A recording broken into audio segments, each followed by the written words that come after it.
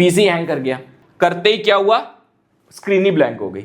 सबसे वर्स्ट चीज क्या है बेटा सीबीटी मोड की, वो है नॉर्मलाइजेशन, वो है नॉर्मलाइजेशन। तो करना क्या होता है, जैसे शीट आपको मिले उसको आप ऐसे फोल्ड करो और इसको ऐसे फोल्ड करो, ठीक है, 4 पार्ट्स में हो गया। तो आपके पास टोटल ऐसे 4 सेक्शन बन गए। Hello everyone, this is Ayush, you are watching World Speaks. आपके सामने है सीबीटी मोड यानी कंप्यूटर बेस्ड टेस्ट। यही चीज हो सकता है आपको नीट 2027 के एग्जामिनेशन हॉल में मिले, क्योंकि हमारे एजुकेशन मिनिस्टर ने कह दिया है कि हमारा जो नीट 2027 का जो क्वेश्चन पेपर होने वाला है वो ऑनलाइन मोड यानी सीबीटी मोड में होगा, ठीक है। और स्टूडेंट्स इसकी तैयारी करना स्टार्ट करते हैं। मैं ये कहना चाहूंगा कि अगले साल निश्चित रूप में निर्भुल करेंगे, संभवतः कंप्यूटर बेस्ड टेस्ट की ओर जाएंगे। विद्यार्थी अभी से उसकी तैयारी करे। देश के अंदर लगभग सभी परीक्षा धीरे धीरे सीबीटी की ओर हो चुका है। तो इसी वीडियो में हम लोग A to Z break down करने वाले हैं कि ये सीबीटी मोड से क्या चेंजेस आएंगे, क्या हमें अपनी नीट प्रिपरेशन को चेंज करना है, क्या सीबीटी आने से ये एडवांटेज है कि सीबीटी आने से ये चीज एक डिसएडवांटेज है। और हाँ, मैंने भी सीबीटी मोड में ही जेईई मेंस और जेईई एडवांस दिया है, क्लियर भी करा है। एक एक करके A to Z सारी बातें हम लोग इस वीडियो में कर रहे होंगे। चलिए स्टार्ट करते हैं। तो सबसे पहले पॉइंट की बात करते हैं बेटा, क्या ये जो सीबीटी मोड आपके सामने है, अरे गायब हो गया, जो सीबीटी मोड आपके सामने है मेरी जान, क्या ये कंफर्म है 100%? तो आंसर इज नो।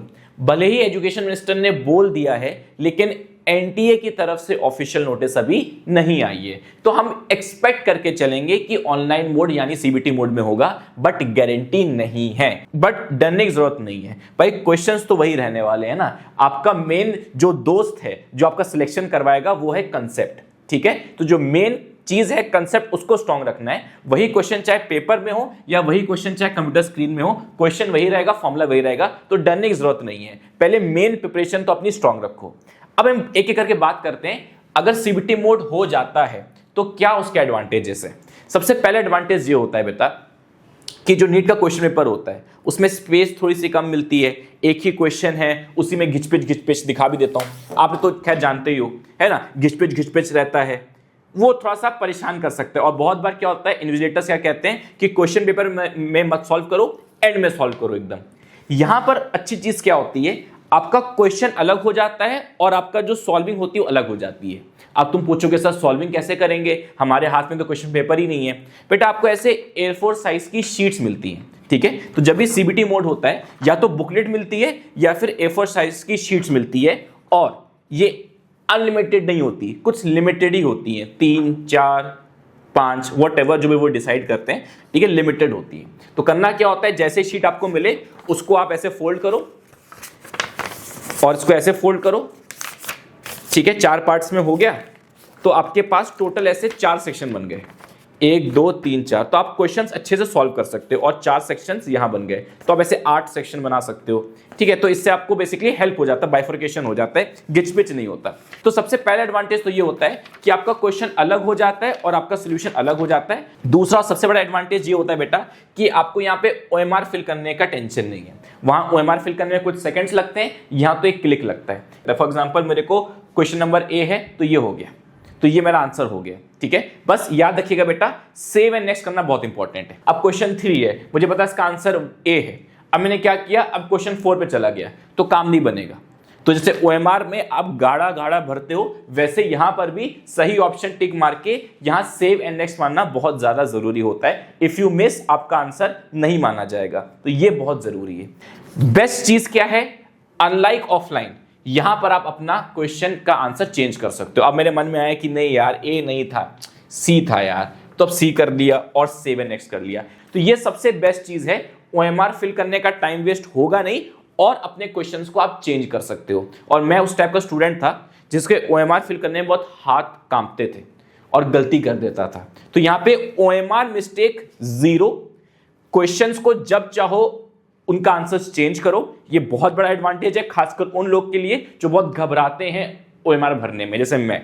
तीसरा एडवांटेज क्या हो गया बेटा, जैसे मान लेते क्वेश्चन 1 है, इसमें आपको डाउट आ रहा है कि मुझे समझ में नहीं आ रहा इसका आंसर क्या है क्या नहीं है।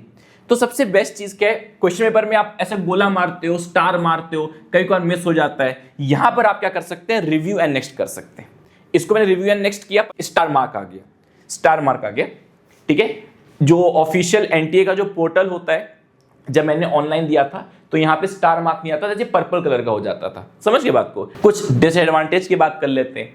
पहले डिसएडवांटेज क्या है, सबसे बड़ा डिसएडवांटेज, कभी कभार कुछ बच्चों को क्वेश्चन ढूंढने में टाइम लगता है। जैसे फॉर एग्जांपल ऑफलाइन है तो मैं फटाफट देख लूंगा भाई क्वेश्चन कौन सा, ग्राफ वाला क्वेश्चन कौन सा था, हाँ पलट के देख लिया। यहां पे थोड़ा सा मुश्किल हो सकता है कुछ लोगों के लिए जो नए हैं कंप्यूटर को लेके। ठीक है, एक और डिसएडवांटेज क्या होता है, कभी कभार कुछ सेंटर्स में टेक्निकल ग्लिच हो जाता है। जैसे मेरे जेईई एडवांस 2019 में मेरा पीसी हैंग कर गया, तो मैंने बुलाया फिर कि सर देखिए पीसी हैंग कर गया। उन्हें कुछ इधर उधर किया, करते ही क्या हुआ, स्क्रीन ही ब्लैंक हो गई। मैंने कहा सर क्या हो रहा है सर, मैं मेरी टेंशन में था, बहुत ज़्यादा टेंशन में था कि सर क्या स्क्रीन ब्लैंक हो गई। फिर उन्होंने मेरे को अलग पीसी में बिठाया, फिर दूसरी पीसी में चालू किया, तो मैंने जितना भी सेव किया था डेटा वो सब उड़ गया और कोई मुझे एक्स्ट्रा टाइम नहीं मिला। तो ये चीज़ रेयर केसेस में ऐसी हो सकती है। मैं उन रेयर लोगों में से था जिसके साथ ऐसा हो गया था, बट जनरली ऐसा नहीं होता। 99% लोगों के साथ ऐसा नहीं होता, स्मूथ चलता है। बट हाँ, हो सकता है ऐसी प्रॉब्लम हो जाए, वो तो आई थिंक ऑफलाइन में भी हो ही जाती होगी। तो ये एक इश्यू आ सकता है, तो वापस से मेरे को भरना पड़ा, वापस से एक एक करके भरना पड़ा, तो यहाँ पे थोड़ा सा प्रॉब्लम हो सकती है। सबसे वर्स्ट चीज जिसकी बात करने जा रहा हूं, सबसे वर्स्ट चीज क्या है बेटा सीबीटी मोड की, वो है नॉर्मलाइजेशन। अब ये नॉर्मलाइजेशन क्या है, देखो बेटा इंडिया में 22 लाख नीट एस्पिरेंट्स हैं, 22 लाख नीट एस्पिरेंट्स हैं। लेकिन क्या मेरे पास 22 लाख कंप्यूटर्स हैं टेस्ट वाले? जी नहीं, हमारे पास 22 लाख कंप्यूटर्स नहीं है। ज्यादा से ज्यादा max to max let's say मान लेते हैं 2 लाख कंप्यूटर्स हैं हमारे पास जो टेस्ट कंडक्ट कर सकते हैं, वैसे से कमी है। यानी 2 लाख में 22 लाख तो दे नहीं पाएंगे, यानी कि अगर 22 को 2 से डिवाइड करो तो 11 नीट के पेपर्स चाहिए होंगे, 11 नीट के पेपर्स चाहिए होंगे। तो यानी 11 अलग अलग सेट ऑफ क्वेश्चन पेपर्स बनेंगे। तो यहां पे प्रॉब्लम होती है अलग अलग शिफ्ट की अलग अलग डिफिकल्टी। अब आपका पेपर टफ भी आ सकता है, आपका पेपर इजी भी आ सकता है।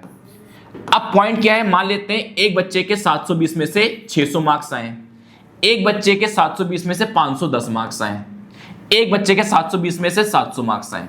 तो ये वाला खुश, ये कह रहा है भैया मैं तो एम्स डेली जाऊंगा। ये वाला सोच रहा है ड्रॉप ले लेता हूं भाई, क्यों, उसको लग रहा है मेरे मार्क्स कम है। बट ऐसा हो सकता है कि जिसके 700 मार्क्स आ रहे हैं उसका पेपर ही बहुत इजी था, और जिसके 510 मार्क्स आ रहे हैं ये बहुत इंटेलिजेंट बच्चा था बट पेपर बहुत हार्ड था। हो सकता है ये 2024 जैसा पेपर हो, और हो सकता है ये 2025 जैसा पेपर हो सकता है किसी शिफ्ट में 600 मार्क्स, किसी शिफ्ट का 510 मार्क्स हो जाए, ऐसी पॉसिबिलिटी है। तो यहां पर आता है नॉर्मलाइजेशन का कंसेप्ट, जो ये कहता है कि भैया अगर कोई पेपर हार्ड आया है तो उसके कम मार्क्स भी वैल्यूएबल है, और अगर किसी क्वेश्चन पेपर कोई क्वेश्चन पेपर इजी आ जाता है तो उसके बहुत ज्यादा मार्क्स की वैल्यू उतनी ज्यादा नहीं है।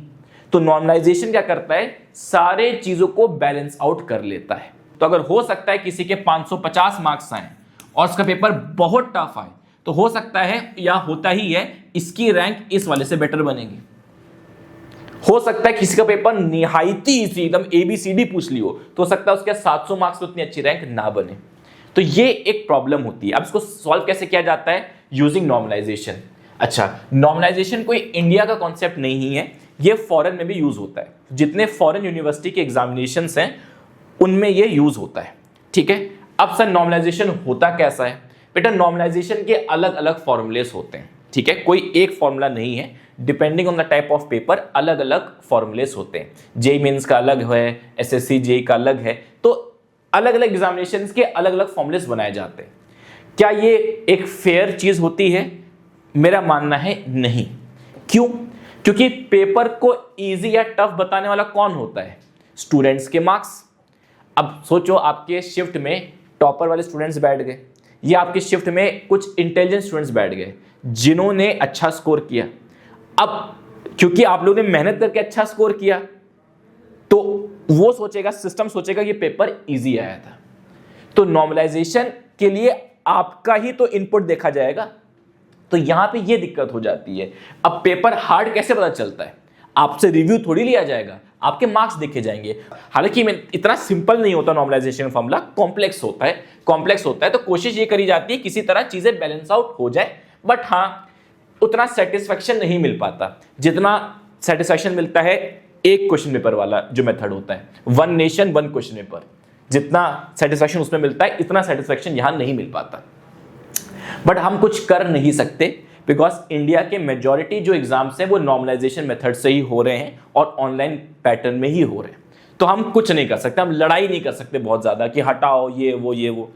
बस हम ये कर सकते हैं कि अगर हम अच्छा स्कोर करेंगे तो सिलेक्शन तो हो जाएगा। और आप जानते हो सीबीटी मोड में नॉर्मलाइजेशन तो होके रहेगा। सीबीटी मोड कभी भी एक नहीं हो सकता, एक क्वेश्चन पेपर सीबीटी मोड में नहीं आ सकता सबके लिए, ठीक है। तो ये सबसे बड़ी प्रॉब्लम है। बट मेरे अकॉर्डिंग हम इसमें कुछ कर नहीं सकते, तो दिमाग नहीं लगाना है, हमें दिमाग अपनी पढ़ाई पे लगाना है, ठीक है।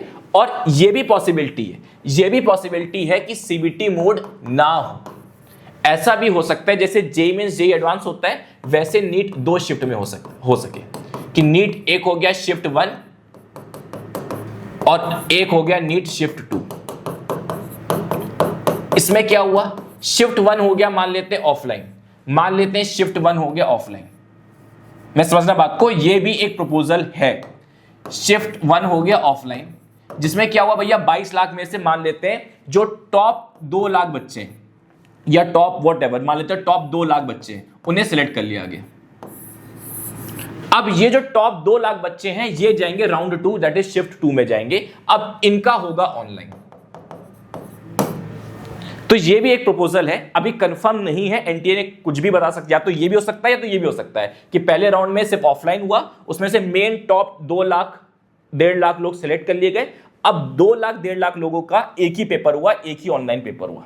मैं ये नहीं कहूंगा कि भाई गलत है, देखो ये एक और चीज हो जाती है, अगर आप मैनिपुलेशन करने की कोशिश करोगे तो ये भी प्रॉब्लम हो सकती है।